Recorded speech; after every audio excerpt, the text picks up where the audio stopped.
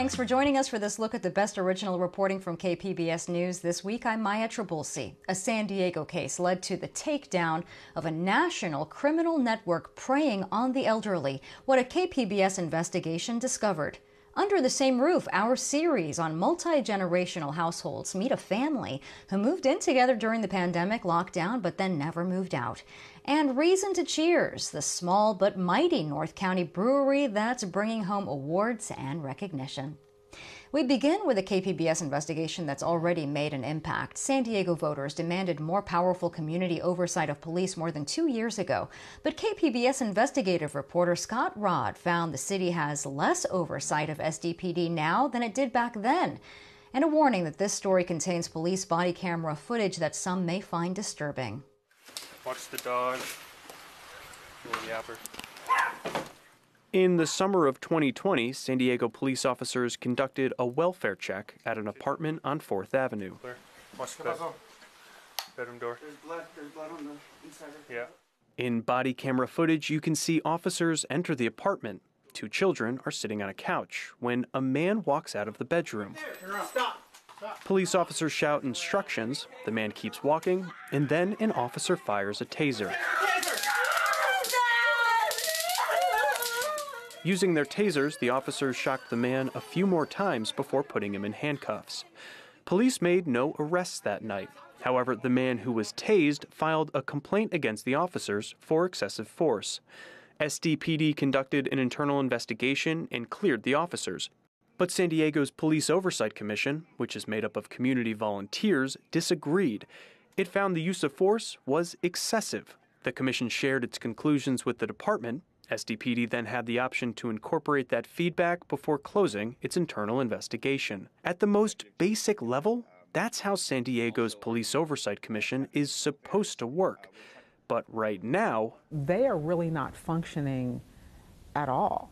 Andrea St. Julian is an attorney and co-chair of San Diegans for Justice. She also authored Measure B, the 2020 ballot measure that called for stronger police oversight in San Diego. It passed with 75% of the vote.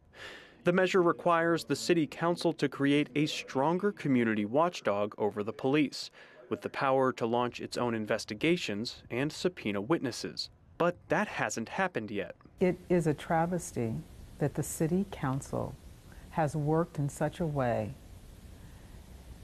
that instead of creating a more robust oversight mechanism for the city and for the police department, they have basically destroyed it at this point. There are 25 commissioner spots, and currently fewer than half are filled. The city council could have filled those vacancies, but chose not to, as burnout contributed to a wave of resignations in recent years. Patrick Anderson served on the commission until last year. I was very quickly spending 20 to 30 hours a week just on commission work. It was essentially a second job. The dwindling number of commissioners couldn't keep up with the workload. There's now a backlog of more than 150 cases, and it will only continue to grow. That's because the commission recently announced it will stop holding meetings and pause its review of cases. Not only that, but KPBS found SDPD has closed dozens of cases of alleged police misconduct without the commission's input, simply because too much time has passed. They include more serious allegations such as excessive force, discrimination, and unlawful arrest. We can't guarantee somebody who's being pulled over right now that their complaint is going to be heard and given a fair shake by this commission. That's a tragedy. And it's a political disaster, frankly. It's up to the city council to act. It needs to appoint a slate of new commissioners before oversight of the police department can restart. Those commissioners will need to go through intensive training and eventually develop rules for how the commission will conduct its own independent investigations. Needless to say, the powerful watchdog envisioned by Measure B is still a ways off. Just how far off? I would say, and this is the best guess, 18 months to 2 years. Well, I've learned how things move slowly in the city. KPBS sent multiple interview requests to Councilmember Monica Montgomery Stepp, the council's most vocal supporter of Measure B. She declined. In a written statement, Montgomery Steps said she's proud of her work on the issue. Council President Sean Elo Rivera also declined multiple interview requests. His office promised KPBS a statement, but instead sent out a news release to all local media saying the council will begin appointing new commissioners later this month. Scott Rodd, KPBS News. And we have an update to this story. City Council member Marnie Von Wilpert is demanding a public hearing on San Diego's lack of police oversight in response to our investigation.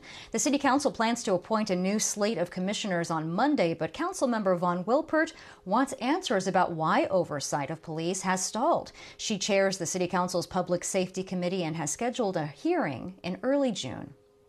Elder fraud is among the most underreported crimes, and when it is reported, law enforcement often tells victims, "Sorry, we can't help you." But KPBS investigative reporter Amita Sharma says that could change with a San Diego case that has revealed a nationwide criminal network. This video shows a 24-year-old member of an organized crime group. She's a money courier, part of a sophisticated effort that allegedly bilked people across the country out of millions of dollars. That looks terrible. Yeah. The footage is from Judith and Ronald Addig's doorbell camera. KPBS obtained the video from police. The El Cajon couple is seeing it for the first time. For the 78-year-old Judith, the video brings back memories of a fateful call she received in May of 2020. Hello. It was my grandson, Troy, and he'd had an accident. The police have arrested him. He told her how much money he needed, and she couldn't tell his father. It would make him angry. It was $7,600 that they wanted. Cash. Everything is cash. And you're in jail. Judith had a lot of questions. He had all the answers. He said that somebody's going to come pick it up because that's the only way I can get it out of jail. So I did, the thing that every mother grandma does, help them. But the voice on the other end of the line was not Judith's grandson. Law enforcement says the Addigs are among dozens of people in San Diego and across the country who have fallen victim to a so-called grandparent scam run by a nationwide criminal syndicate. It's called the Enterprise. This is so much more rampant than anyone in the country is willing to admit. That's Deputy San Diego County DA Scott Perillo. He says the grandparent scam is an old crime, but the Enterprise has taken it to a new level. Okay, your name is Jessica? Jessica. Okay, and you're going right back there? Yes. Okay, thank you. She's not Jessica, she's Jasmine. Jasmine Peror from Los Angeles. The indictment explains how couriers like her were at the bottom rung of the Enterprise's ladder. She allegedly took the Addicts' money and passed it to a crew chief who oversees other couriers. It was then passed up to the national organization.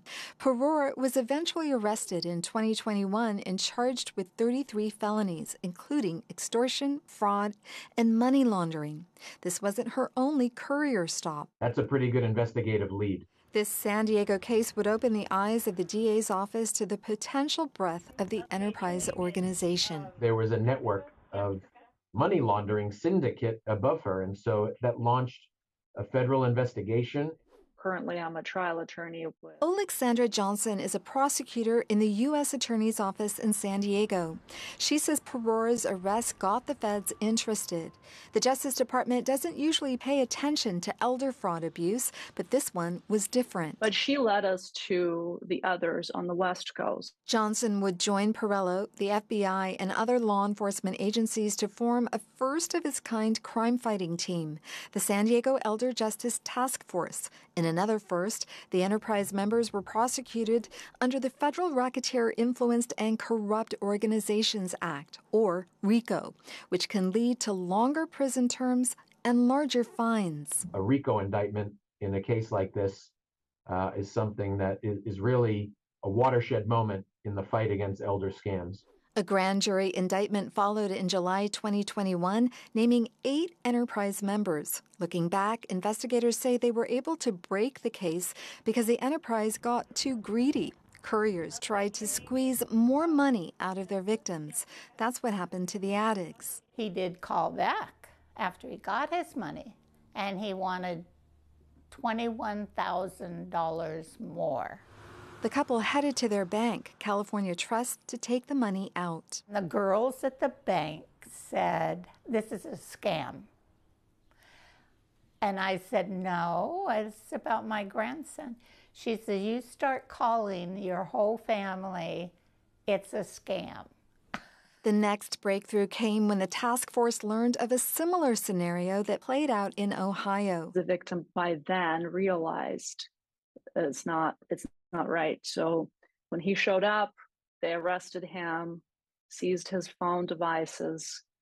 The case got better after that. The phones provided a wealth of leads. Law enforcement now had a roadmap to the enterprise's network. In time, operations in Florida, Arizona, New York, and Texas would be uncovered. They study psychology and they know exactly how to get their hook in the victim. Deputy DA Perillo says the investigation shows how vulnerable thousands of older Americans are and has brought a new awareness of elder fraud to the highest levels of law enforcement. We're not going to educate our way out of this problem. We need serious action from law enforcement, from government, from the banking industry, from the retail industry. We need a monumental response to this monumental problem. As for the ongoing effort against the Enterprise gang members, we're going to follow the evidence and get it done.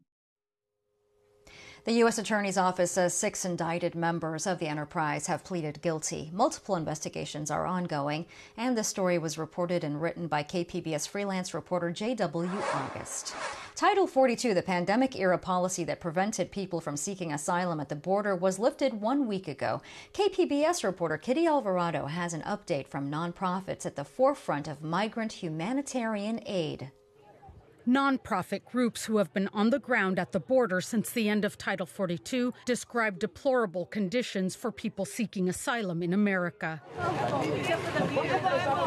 Margaret Cargioli with the Immigrant Defenders Law Center is decrying the death of an 8-year-old girl on Wednesday in Customs and Border Protection custody. It happened in Texas. This comes a week after a 17-year-old died in a Florida detention center.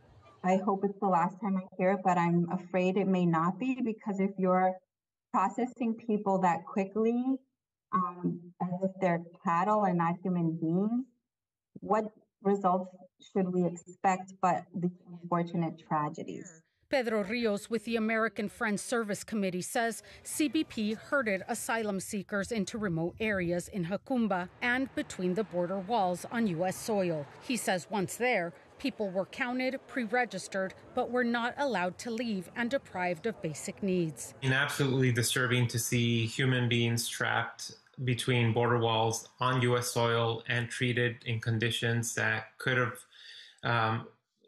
ended up killing someone. And there were so many times that we saw children that were crying, that were asking for food. His group and other nonprofits showed up to provide basic needs and monitor conditions.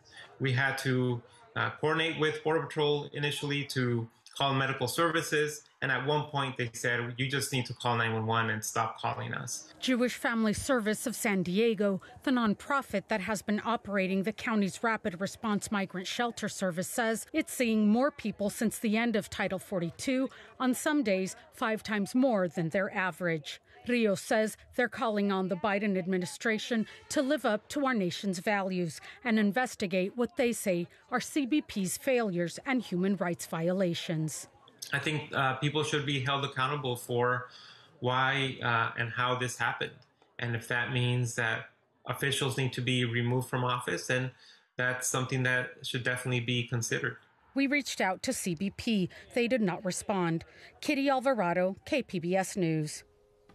The declared state of emergency with the COVID-19 pandemic may be over, but the virus isn't gone. KPBS health reporter Matt Hoffman says a program to track COVID and other viruses in our wastewater is continuing. You might remember this, waiting in line to get a COVID test. A couple of days later, you got your results, but now at-home testing is easier and more efficient. However, those results aren't tracked county-wide, and that's where San Diegan's sewage comes in. Although not everyone takes a test these days or reports their test, everyone poops. Rob Knight pioneered wastewater testing for COVID at UC San Diego. It's proven to be an early indicator of viral spread, with detection up to 2 weeks before normal testing. That's because infections first develop in someone's gut. Now that sewage testing is continuing on. Although there's a general feeling that COVID's over, it could be like the flu, where there's new variants that arise that are much worse than the variants that we have currently. And if you have to set up the program again from scratch, train all the staff and so on, it's very difficult to do that. So as an insurance policy, it's extremely valuable to keep it going. Knight says the amount of COVID in the wastewater is low right now. In fact, the lowest in over a year. In the past, we've seen summer and winter surges as the virus evolves.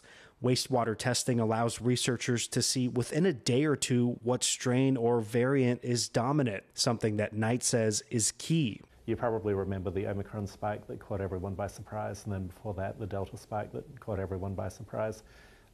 We'd really like there to be no more surprises at this point. San Diego County Public Health Officer Dr. Wilma Wooten says her office is contracting with UCSD to continue wastewater testing for at least 5 more years. I personally view wastewater testing as the future of surveillance in public health. Wooten says the county is also working with partners to look for other diseases in wastewater, including the flu, norovirus, and RSV. That's the beauty of wastewater testing, is the early detection of viruses. Right now, samples are taken from 3 wastewater treatment plants twice a week. On UCSD's campus, they have their own testing process. It examines samples taken nearly every day from more than 100 locations. Knight says research is underway to see how wastewater data can be used in other ways too. This idea that you can not only monitor health right now, but use it to predict the future. Matt Hoffman, KPBS News. San Diego is one of the top cities in the country for multi-generational households, and each home of 3 generations or more is different. For the KPBS series, Under the Same Roof, reporter Katie Hyson spoke with a family who came together for the COVID lockdowns and then never moved out. Come on. When Jill Riggs moved into her parents' house in Julian in 2012, it was empty. She and her husband came to manage the nearby trailer park her parents own. Right before COVID, her parents returned for what they thought was a temporary stay. But then Riggs had a son, Frankie, in February 2020. And then COVID hit. It was a godsend that we were all here. That's Riggs's mother, Kathleen Rose, now. But Riggs had different words to describe the nights with her newborn during lockdown, when her mother was still making plans to build another house. She was obsessed with measuring everything of this house till like midnight. And I was just counting the hours before my son had to get fed in the middle of the night. And I'm just like, if I hear that tape measure one more time. I forgot about that. None of them ever expected to live under the same roof. But they say it just worked. They started sharing daily cocktail hours and meals. Come here, Frankie, come on. Debating politics and gardening. It was nice, for the most part, to share daily life. So they never left. It's the 5 of them. And 2 dogs, 3 cats, and often Frankie's baby cousin, Waldo. Rose now likes seeing her family more than just on the holidays, and that someone's always around in case something happens as she and her husband age. There's never a feeling of loneliness, and you hear that that's such a hard thing for people as they get older, and I mean, we're not experiencing that at all. Riggs's father, Frank Spevacek, likes being around not just his daughter and son-in-law, but their friends. My parents moved to a retirement community, and I have no real understanding of why anyone would do that, because it's nice to be current with what the next generation and next generations are doing, because it makes life really interesting. Riggs likes the built-in babysitters. If you just need that one moment and you're like, go find your grandparents and you send them along and you shuttle them away. And 3-year-old Frankie? Hey, what's your favorite thing about living with Bubby and Jetta? Frankie had no comment. The house has high ceilings and large windows overlooking their own 12 acres of nature. The grandparents added a private bedroom and bathroom in the yard, though Rose now says private is a loose term. Like this morning when the boys all decided to come in the shower with me. Puppy, what are you doing? I'm taking a shower. Oh, hi. They have way more space than many of San Diego's multi-generational households. And the house is paid off, so there's less financial strain, too. Sociologists say this kind of situation is ideal. Multi-generational living leads to better life outcomes, higher college attendance, more social mobility, more resources, and better community relationships. Frank Spivacek's family is reaping these benefits with less of the costs. Go! I just think this is quite a luxury to be able to live like this. In the following weeks in this series, we'll bring you stories from multi-generational households that don't have some of these advantages, but are still making it work. Katie Hyson, KPBS News. Do you have a story to tell about your multi-generational household? You can go to kpbs.org/roof. San Diego's former NFL team and the stadium they called home are both long gone, but that's made way for a Major League Soccer to come to town. KPBS reporter Melissa May tells us what to expect from the MLS's newest club. Major League Soccer has officially awarded its 30th team to San Diego. The new expansion club will begin play in 2025 at Snapdragon Stadium. This soccer club is your soccer club. It belongs to this city. We are merely custodians. It's your community, and this soccer club is going to be here in San Diego for a long, long time.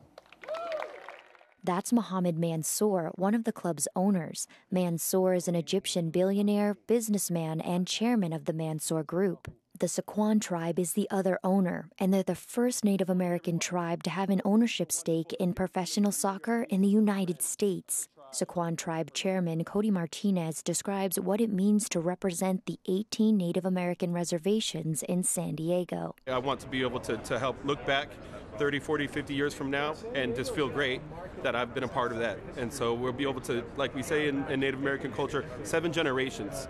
And so I have to get planning today so I can help those 7 generations build a better tomorrow. MLS Commissioner Don Garber describes why San Diego deserves a home team. San Diego is just such a great sports market, and it's a great soccer market. Soccer professionally has succeeded here for many, many years, but it always sort of was missing something. We needed a great stadium. This soccer ball is made up of all 18 cities that make up San Diego County. And within the next couple of weeks, the MLS will be going out into the community to see what the fans are really like. And to wrap up, each city section will be turned into an art piece that represents what drives each community. Oh, and there's one member of the investment group sports fans may already recognize. Here's a hint. Machado to deep left and deep in... Yep, San Diego Padres third baseman and shortstop Manny Machado. It means so much to me, my family, to continue to plant roots in this community. Melissa May, KPBS. And San Diego MLS is inviting fans to a Let's Kick It party tomorrow at Snapdragon Stadium. It's free to attend, but you're asked to RSVP online for a ticket. Just go to sandiegofc.com. A small brewery in North County slayed the competition and brought home the gold at the Olympics of beer. KPBS North County reporter Alexander Nguyen takes us to Battle Mage for a taste of the award-winning beer. Walking through the door of Battle Mage, you get a sense this is not your usual craft brewery. On the walls, there are swords and records of D&D quests. That's Dungeons and Dragons for the non-nerds. The fantasy role-playing game is not why these two lifelong best friends decide to build their brewery around that concept. Co-owner Chris Berry says the concept was an innate part of who they are. It was gonna be a place where nerds could come, group together, talk about nerdy things, and it's worked out so far. But that's not why we're here. Battle Mage is one of 3 local breweries to bring home the gold last week at the World Beer Cup in Tennessee. The competition is considered the Olympics of beer. The response was pure elation. Co-owner Ryan Sather was driving to the brewery when he heard the news. I think my first reaction is I turned to a customer and I said, this must be what heroin feels like, this feeling, because it was just so raw in the emotion. This is a competition we've been excited about winning since we were homebrewers a dozen plus years ago. This is the beer that won the award. It's Summon Ifrit, a hoppy amber, and it's a balanced blend of malt and hops. And here's the taste. Barry says it's not a popular beer with customers, but it resonates with brewers. I think this beer stands out particularly for this style because it has a little bit more hop character than most reds or ambers that I've tried. It also finishes quite a bit drier, so it doesn't really have like a lingering sweetness to it. The beer is Sather's recipe, and he first entered it into competition 10 years ago. Oh, I lost that initial competition badly. But over the years, he's refined the recipe to what it is now. So I think the main thing that changed was upping the dry hopping to it to give it a little bit more hop aroma. Now, with a world-class winning beer on their hands, the pair is looking to expand to a second location and, of course, enter in more beer competitions. In Vista, Alexander Nguyen, KPBS News. That looks great, and we hope that you enjoyed this look at KPBS News this week. I'm Maya Trabulsi. Thanks for joining us.